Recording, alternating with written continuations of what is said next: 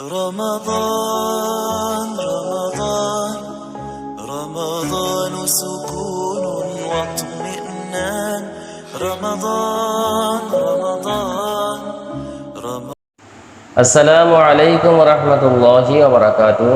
সম্মানিত মুসলিম ভাই বোনেরা, আজকে আমি আপনাদের সামনে আলোচনা করব ফিতরার মাসাইল নিয়ে। আমরা যে ফিতরাটা আদায় করব, কিভাবে করব, এই ব্যাপারে কিছু মাসাইল আছে, এগুলি জানা আমাদের জন্য জরুরি। যদি আমরা এগুলি জানতে পারি তাহলে আমাদের ফিতরাটা সঠিকভাবে আদায় হবে। এখন ফিতরা ওয়াজিব কখন হয় এটা আগে জানতে হবে। ফিতরা ওয়াজিব হয় ঈদের দিন সুবহে সাদিকের সময় ফিতরা ওয়াজিব হয়, ফজরের আগে। ঈদের দিন আমরা যেদিন সকালে আমাদের ঈদ হবে, এই যে ফজরের যে ওয়াক্ত শুরু হয় এর আগে যে সুবহে সাদিক, এই সুবহে সাদিকের সময় ফিতরা ওয়াজিব হয়। যে সন্তান ঈদুল ফিতরের দিন সুবহে সাদিকের পর জন্মগ্রহণ করবে তার পক্ষ হতে ফিতরা আদায় করা ওয়াজিব না। এখন কারো ঘরে যদি ঈদের দিন সকালবেলা ফজরের পরে যদি সন্তান জন্ম হয় তাহলে তার উপরে ফিতরা ওয়াজিব হবে না। সুবহে সাদিকেই ফিতরা ওয়াজিব হয়, এরপরে যদি কোনো সন্তান জন্মগ্রহণ করে তার উপরে ফিতরা ওয়াজিব হবে না। রমজান মাসের ভেতরে ফিতরা আদায় করে দেয়া যায়, তবে ঈদের দিন নামাজে যাওয়ার আগে আদায় করা উত্তম। কোনো কারণে ঈদের নামাজের আগে ফিতরা দিতে না পারলে নামাজের পরেও দেয়া যাবে এবং ফিতরা আদায় হবে। মূলত হচ্ছে ঈদের দিন সকালে নামাজে যাওয়ার আগেই ফিতরাটা দেওয়া উত্তম, তবে আমরা বেশিরভাগ সময় আমরা রমজান মাসে এটা দিয়ে ফেলি, কারণ দিলে আদায় হয়ে গেলে এটাও আদায় হয়ে যায়। আবার কোনো ব্যস্ততার কারণে বা কোনো অসুবিধার কারণে যদি আমি ঈদের দিন নামাজের সময় হয়ে গেছে, আমি ফিতরা দিতে পারি নাই, তাহলে নামাজ শেষ করে এসেও ফিতরা দেওয়া যাবে, এতে কোনো অসুবিধা হবে না, আদায় হয়ে যাবে।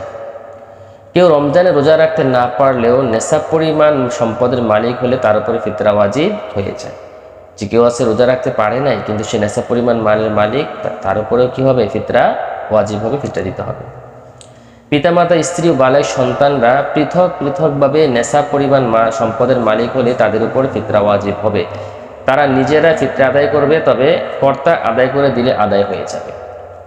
সন্তানের পক্ষ থেকে, নাবালিগ সন্তানের পক্ষ থেকে যদি পিতা সন্তানের পক্ষ থেকে ফিতরা আদায় করে তাহলে ফিতরা আদায় হয়ে যাবে।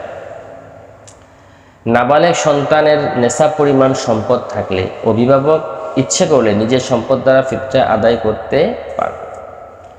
একজন গরিবকে পূর্ণ একটি ফিতরা দেওয়া উত্তম, যদিও এক ফিতরা কয়েকজনকে ভাগ করে দেওয়া যায়।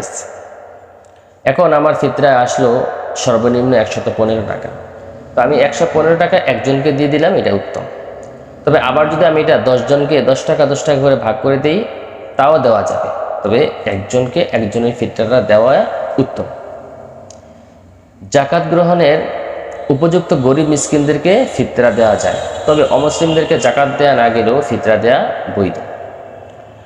জাকাত আমরা যাদেরকে দিই, গরিব মিসকিন ফকির যাদেরকে আমরা দিই তাদেরকেই ফিতরা দেওয়া যায়, তবে জাকাতের যে টাকা এটা কিন্তু অমুসলিমদেরকে দেওয়া যায় না, কিন্তু ফিতরাটা মুসলিম অমুসলিম সকলকেই দেওয়া যায়। তো এই ছিল ফিতরার গুরুত্বপূর্ণ কিছু মাসাইল। আমরা সকলেই চেষ্টা করব সঠিকভাবে ফিতরাটা আদায় করতে। তো আল্লাহ তাআলা আমাদের সকলকে তৌফিক দান করুক, আমরা যেন ফিতরা সহকারে এবং যতগুলি ইসলামের বিধান আছে রোজার পর থেকে বা রোজাতে, আমরা যেন সব বিধিবিধানগুলি মেনে চলতে পারি। আল্লাহ তাআলা আমাদের তৌফিক দান করুক, আমিন। আসসালামু আলাইকুম ওয়া রাহমাতুল্লাহি ওয়া বারাকাতুহু।